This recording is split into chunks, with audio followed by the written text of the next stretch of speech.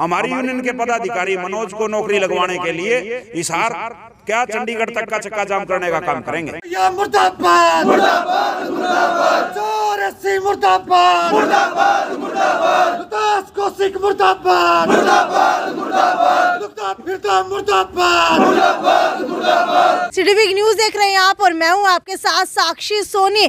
विद्युत नगर के अंदर बिजली कर्मचारी प्रदर्शन करते हुए नजर आ रहे हैं। आखिरकार ऐसा क्या हुआ, तो आपको बता देते हैं लगभग 1 महीने से ऊपर का समय हो चुका है। हर जगह जाकर के हर एक ऑफिसर के ऑफिस के आगे जाकर के धरना प्रदर्शन कर चुके हैं, लेकिन अब तक इनकी मांगे नहीं मानी जा रही है, क्योंकि एक आउटसोर्सिंग का कर्मचारी है जो हांसी के अंदर काम कर रहा था, कच्चा कर्मचारी था। 1 दिन की छुट्टी के ऊपर गया था, उसके बाद छुट्टी के ऊपर 1 महीने की छुट्टी के ऊपर गया था। छुट्टी के ऊपर जाने के बाद उसे दोबारा से ज्वाइन नहीं करवाया गया, जिसकी वजह से आप लोग देख सकते हैं किस तरीके से आज विद्युत नगर के अंदर हरियाणा विद्युत प्रसार निगम के अंदर किस तरीके से सांकेतिक धरना दिया जा रहा है। क्या पूरा मैटर है, जानने की कोशिश करते हैं। मुझे ये बताइए कि सुनने के अंदर आ रहा है कि लगातार जो है 1 महीना हो चुका आपको, लेकिन अभी तक आप लोगों की सुनवाई नहीं हो रही है। उस कच्चे कर्मचारी ने ऐसा क्या किया था कि वो छुट्टी पे गया और उसके बाद उसकी ज्वाइनिंग नहीं कराई? जो हमारा कच्चा कर्मचारी मनोज कुमार है, वो सिर्फ रोडवेज की ट्रेनिंग के लिए गया था, जो हैवी लाइसेंस के लिए होती है, जिसमें महीने भर की ट्रेनिंग होती है। वो ट्रेनिंग पे नहीं गया। उसको ट्रेनिंग पे आने के बाद में उसने जब एसडीओ साहब के यहाँ गुहार लगाई मुझे ज्वाइन करवाया जाए, तो एसडीओ साहब ने उनको ज्वाइन नहीं करवाया। फिर हमारी जो छोटी इकाई जो एसडीओ लेवल की होती है सब यूनिट, उन्होंने वहाँ एसडीओ साहब से बात करी। एसडीओ साहब का रवैया नकारात्मक था। अड़ियल हैं विजय एसडीओ जो हांसी के हैं, उन्होंने उनको ज्वाइन नहीं कराया। उसके बाद हमारी यूनियन ने मांग दी, डिमांड रख दी, उसके बाद भी वो नहीं माने। 2-3 दिन का जो भी हमारा डेकोरम होता है उसके हिसाब से नोटिस देने के बाद हमने वहाँ प्रदर्शन किया। हमारे प्रदर्शन को उन्होंने नहीं माना। उसके बाद में हम 10-15 दिन विरोध करते रहे। विरोध के बाद में भी वो नहीं माने, तो हमारी जो बड़ी इकाई यूनिट लेवल की होती है, एक्शन लेवल की, तो हमने जो प्रदर्शन एक्शन लेवल पे किया, तो एक्शन साहब ने उस लड़के के जो ऑर्डर थे मनोज के, वहीं हांसी में कर दिए। हांसी में उनको ज्वाइन करने के लिए बोल दिया। हमने हमारा प्रदर्शन जो था वो बंद कर दिया, भाई उसको ऑर्डर हो गया ज्वाइन करेगा। परंतु जो एसडीओ विजय है, उन्होंने अपने ही अधिकारी की बात नहीं मानी। जो संजय यादव एक्शन टीएस ने उसके ऑर्डर किए थे 6/12 में, उन ऑर्डरों को उसने नहीं माना और उस लड़के को ज्वाइन नहीं कराया।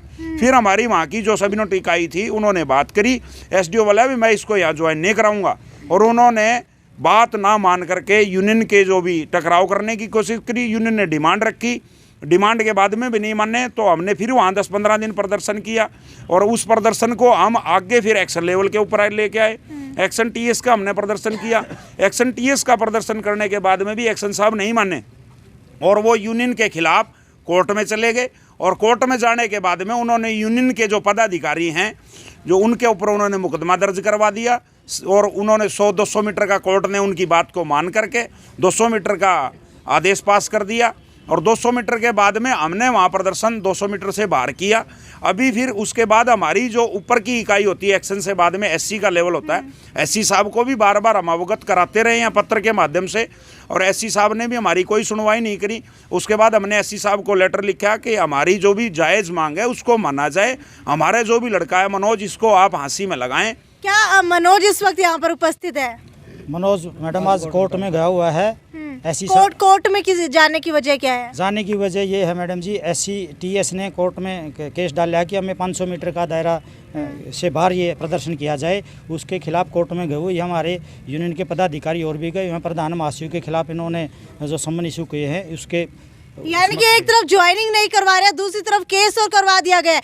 मुझे ये बताइए, जो ये केस करवाया गया है, आपको क्या लगता है कितना जायज़ है? मैम, ये सोची समझी चाल है। ये एसडीओ कच्चे कर्मचारी को उठाकर अपना बंदा एडजस्ट करना चाहता है। पैसे लेकर के ये सोचता है भी कोई पद खाली हो और मैं अपना बंदा एडजस्ट करना चाहूँ, और यूनियन ऐसा होने नहीं देगी। हम हमारे कर्मचारियों के साथ खड़े हैं और किसी भी सूरत में हम बर्दाश्त नहीं करेंगे हमारे कर्मचारियों पे जो आउटसोर्सिंग के जो कच्चे कर्मचारी हैं, वो बड़े लेवल के अधिकारी अपनी मर्जी से अपना कोई भी आदमी रख सकते हैं वहाँ, तानाशाही चलाते हैं मैडम। अफसर अपने बंदों को एडजस्ट करने के लिए रख सकते हैं, वो अपना बंदा लगाने के लिए। पहले भी कभी ऐसे मामले हुए हैं?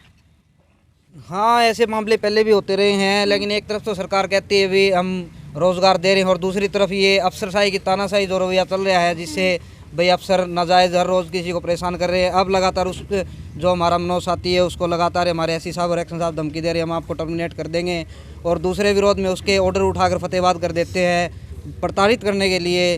तो ये एक नाजायज़ बहुत ही दुर्व्यवहार है हमारे कर्मचारी के क्या साथ। पहले भी कभी ऐसा हुआ है कि कोई छुट्टी के ऊपर गया हो और उसके बाद उसकी ज्वाइनिंग ना करवाई गई हो? आज तक ऐसा नहीं हुआ। ये सोची समझी इनकी चाल है, जानबूझ करके हमारे तो कर्मचारी सिर्फ मनोज के साथ ही ऐसा क्यों किया जा रहा है?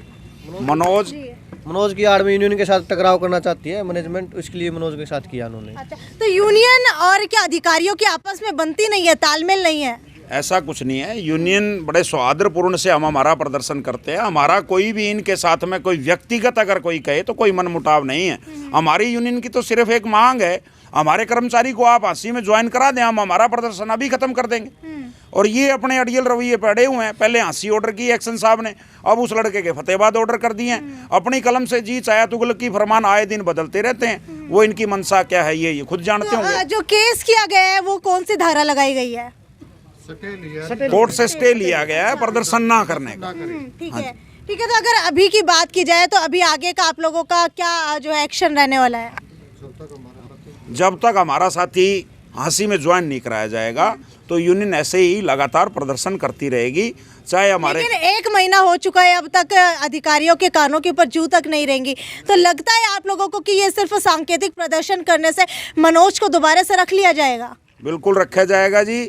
और यूनियन के आगे हमेशा शुरू से जो ये मैनेजमेंट है ये टकराव करती है और यूनियन की जीत होती है। पहले भी जीत होती रही, आगे भी जीत होगी। आंदोलन का दायरा बढ़ा जाएगा। आंदोलन का जो भी हमारा सिस्टम है उसको और तेज किया जाएगा। क्या किसी और महकमे का भी आपको सपोर्ट मिल रहा है?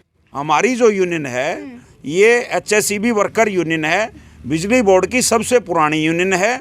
हमारी यूनियन 50 साल से पुरानी यूनियन है और बिजली बोर्ड के एक मुश्त लगभग 25 से 30 हज़ार कर्मचारी हमारी इस यूनियन के अंदर एफिलेटेड हैं।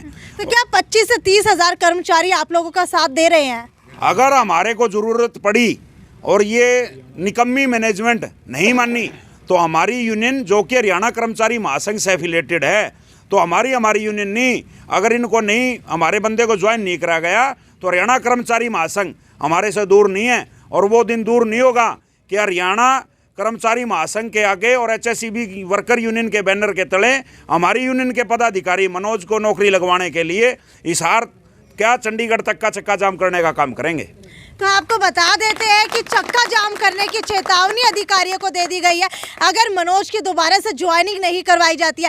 एक तरफ जो है मनोज को नौकरी से निकाल दिया जाता है तो वहीं दूसरी तरफ मनोज के ऊपर केस कर दिया जाता है। स्टे के लिए जो है वो अभी कोर्ट के अंदर गए हुए हैं। खैर देखने वाली बात यह है कि चक्का जाम करने की जो ये चेतावनी दी गई है ये आगे आने वाले दिनों के अंदर क्या सच में ऐसा होने वाला है या फिर अधिकारी जो है इससे पहले इनकी मांगे मान लेंगे। खैर वीडियो को ज़्यादा से ज़्यादा शेयर करते रहिए। ये थी साक्षी सोन की रिपोर्ट हिसार से। नमस्कार।